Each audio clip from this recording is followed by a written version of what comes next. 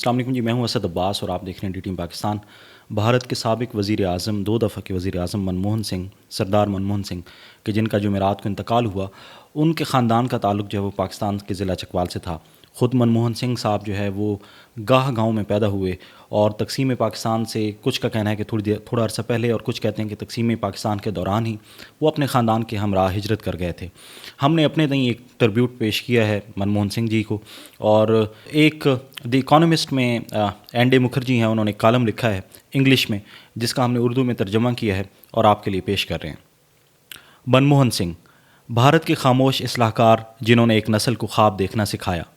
منموہن سنگھ بھارت میں ایک خوشحال تبدیلی کا چہرہ تھے۔ 1990 کی دہائی کے اوائل میں بطور وزیر خزانہ اور 2004 سے لے کر ایک دہائی تک بطور وزیر اعظم ان کی اصلاحات نے ریاستی کنٹرولز کو ملکی معیشت کے لیے کام کیا، معاشی آزادی کے دروازے کھولے، لاکھوں افراد کو غربت سے نکالا اور مغرب کو ایٹمی طاقت سے لیس اس ملک کو ایک اتحادی کے طور پر تسلیم کرنے پر مجبور کیا۔ یقیناً عالمی دنیا ان کی اس لیگیسی یا ان کی اس میراث کو ملتے جلتے الفاظ میں ہی یاد رکھے گی، لیکن میری نسل کے لیے منموہن سنگھ جو جمعرات کی رات نئی دہلی کے ایک اسپتال میں 92 برس کی عمر میں انتقال کر گئے کا تعارف ان سب باتوں سے بڑھ کے ہے کہ وہ ایک ہمارے جیسوں کے لیے ایک امید کا نمائندہ تھے۔ انہوں نے ہم میں یہ پختہ یقین پیدا کیا کہ مارکیٹ معیشت کام کرے گی، اور صرف نئی دہلی اور ممبئی کے ایک چھوٹے طبقے کے لیے نہیں بلکہ چھوٹے شہروں اور گاؤں میں پھیلی ہوئی اکثریت کے لیے جو اقتصادی اور تعلیمی غربت اور سماجی امتیاز کے خلاف جنگ لڑ رہے تھے۔ ان کی اپنی کہانی بھی ہم جیسوں کے لیے مثال تھی کہ جس نے ہمیں حوصلہ اور یقین دیا کہ کس طرح ایک 15 سالہ سکھ لڑکا جو 1947 کی تقسیم کے دوران پاکستان سے اپنی فیملی کے ساتھ ہجرت کر کے آیا، اس نے کیسے آکسفورڈ اور کیمبرج میں اقتصادیات کی تعلیم حاصل کی اور ایک اعلیٰ ٹیکنوکریٹ کے طور پر شاندار کیریئر بنایا۔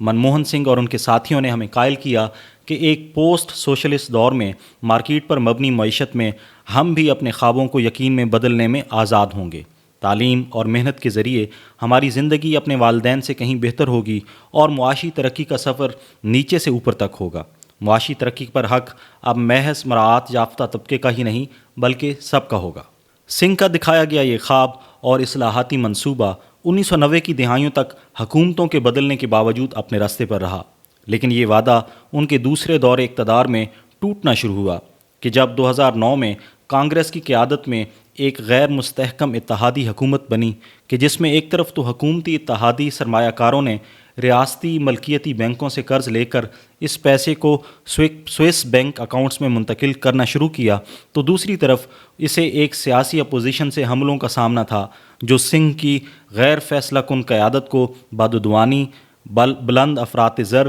سست ہوتی معیشت اور گرتی ہوئی روپیہ کی وجہ قرار دیتی تھی۔ 2014 میں کانگریس کی بی جے پی کے ہاتھوں شکست کے چند ماہ بعد اپنی آخری پریس کانفرنسوں میں منموہن سنگھ نے کہا تھا، میں نہیں سمجھتا کہ میں ایک کمزور وزیر اعظم رہا ہوں۔ میں سچ میں یہ یقین رکھتا ہوں کہ تاریخ میرے ساتھ موجودہ میڈیا یا پارلیمنٹ میں حزب اختلاف سے زیادہ ہمدرد ہوگی اور اچھے لفظوں میں یاد رکھے گی۔ ان کی اس پیش گوئی کو آزمانے میں زیادہ وقت نہیں لگا۔ نومبر 2016 میں وزیر اعظم مودی نے بھارت کی کرنسی کا 86% راتوں رات بند کر دیا۔ منموہن سنگھ، جنہوں نے اس کو منظم لوٹ مار اور قانونی طور پر لوٹنا قرار دیا، نے کہا تھا کہ مودی اقتصادی ترقی کو تباہ کر دے گا، اور ان کے یہ خدشات درست ثابت ہوئے۔ ان کی وفات کے ساتھ ہی بھارت ایک ایسے دانش مند سے محروم ہو گیا ہے جس کی اشد ضرورت تھی، خاص طور پر اس وقت جب معیشت کی نمو دوبارہ کمزور ہو چکی ہے۔ پالیسی سازی بے سمت ہو گئی ہے، کئی صنعتیں اقتصادی طاقت کے شدید ارتکاز کا سامنا کر رہی ہیں، متوسط طبقہ ٹیکسوں کے بوجھ تلے دبا ہوا محسوس کر رہا ہے، اور غریبوں کو حکومتی پروگراموں سے اس بہانے نکالا جا رہا ہے کہ معاشی نقصانات کو کم کیا جا سکے۔ مذہبی تنازعات میں اضافہ ہو رہا ہے، اور سیاستدان رشوت کے بلبوتے پر ہر طرح کے ووٹروں کو رشوت دے کر جہاں تک ممکن ہو اقتدار حاصل کرنے کی کوشش کر رہے ہیں۔ 10 سال تک مسند اقتدار پر رہنے کے بعد مودی کی شخصیت کا اثر اب کمزور پڑ رہا ہے، تاہم شخصیت پرستی کے ہاتھوں یرغمال ان کے حامیوں کے لیے ایک خوشحال بھارت پر یقین ایک غیر مشروط عقیدے کی شکل اختیار کر چکا ہے۔ یہ وہ خواب نہیں تھا جو منموہن سنگھ نے 1991 میں اپنے پہلے بجٹ خطاب میں سچ کرنے کا ارادہ کیا تھا، جب انہوں نے وکٹر ہیوگو کے الفاظ کا حوالہ دیتے ہوئے کہا تھا کہ دنیا کی کوئی طاقت اس خیال کو نہیں روک سکتی جس کا وقت آ چکا ہو، اور ساتھ ہی انہوں نے کہا تھا کہ دنیا میں بھارت کا ایک بڑی اقتصادی طاقت کے طور پر ابھرنا بھی انہی خیالات میں سے ایک ہے۔ جنوبی کوریا جو کہ 1960 کی دہائی میں بھارت جتنا ہی غریب تھا مگر منموہن سنگھ کے ویژن کے لیے ایک تحریک ثابت ہوا، گو کہ وہ اپنی زندگی میں درائے ہان کے معجزہ کو انڈیا میں نہیں دہرا سکے کہ جس نے جنوبی کوریا کو ایک خوشحال اقتصادی طاقت بنا دیا تھا۔ لیکن اس سے بھی بڑی تشویش یہ ہے کہ نئی دہلی جو کہ مودی کی قیادت میں ایک بار پھر تحفظاتی تجارتی پالیسیوں کی طرف مائل ہے، اب اس ہدف کی طرف بھی گامزن نہیں ہے، اور یہ افسوسناک ہوگا کہ معقول اقدامات کیے بغیر محض خالی نعروں اور قوم پرستی کے کھوکھلی جذباتی مظاہروں کے عوض بھارت کے لیے ایک عالمی مقام اور معیشت بننے کی یاد کو دھندلا دیا جائے۔ یہ ایک مختصر سا ٹریبیوٹ تھا ہماری طرف سے منموہن سنگھ کے لیے۔ آپ نے اس کالم میں سن لیا ہے کہ انہی کے این ڈے مکھرجی بلومبرگ کے لیے لکھتے ہیں، ایک کالمسٹ ہیں، اس نے کس شاندار اور کس اچھے الفاظ میں جو ہے خراج عقیدت پیش کیا ہے، اور یہ ایک مثال ہے ہمارے ملک کے جو لیڈرز ہیں ان کے لیے بھی۔ اور اگر نگاہ دوڑائیں تو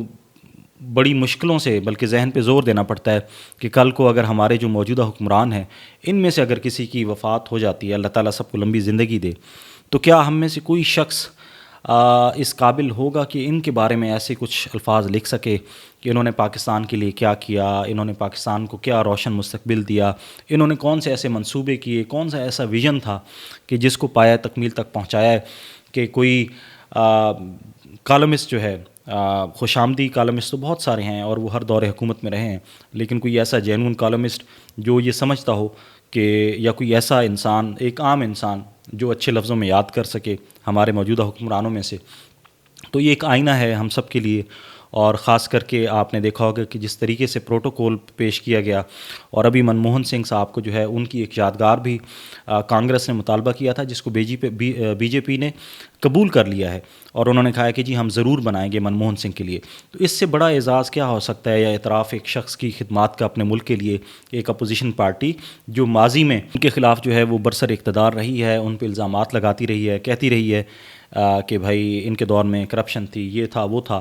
لیکن آج جب ان کی رحلت ہوئی ہے، ان کی وفات ہوئی ہے، تو ان کے لیے جگہ مختص کی جاتی رہی ہے۔ تو یہ دو پیغام ہیں جو ہمیں بھارت سے ملتے ہیں۔ ایک تو یہ ہے کہ جو لوگ واقعی اپنے قوموں کے ساتھ، اپنے ملک کے ساتھ مخلص ہوتے ہیں، جو کام کرتے ہیں، پھر قومیں ان کو یاد رکھتی ہیں، اور ان کو اس جیسا ٹریبیوٹ پیش کیا جاتا ہے، چاہے وہ اپوزیشن میں ہوں اس وقت جب مرے ہوں یا حکومت میں ہوں، جیسے منموہن سنگھ کو پیش کیا گیا۔ اور دوسرا یہ ہے کہ جو پولیٹیکل کنسنسس ہے، جو احترام کا رشتہ ہے، عزت کا رشتہ ہے، بی جے پی اور کانگریس نے یہ ثابت کیا ہے کہ جہاں پہ ویئر دیر از اے ول دیر از اے وے، کہ آپ اپنے تمام تر سیاسی اختلافات کے باوجود آپ مل بیٹھتے ہیں اور اپنے ملک کے مسائل کے لیے اکٹھے ہو جاتے ہیں۔ گو کہ یہ کوئی ملکی مسئلہ نہیں تھا منموہن سنگھ کی جو وفات کے لیے میموریل کے لیے جگہ دینا، لیکن یہ ایک پولیٹیکل کنسنسس ہے اور باہمی احترام کا جو رشتہ ہے اس کا ایک اشارہ ہے۔ تو اللہ کرے کہ ہمارے ملک میں بھی ایسے حالات آئیں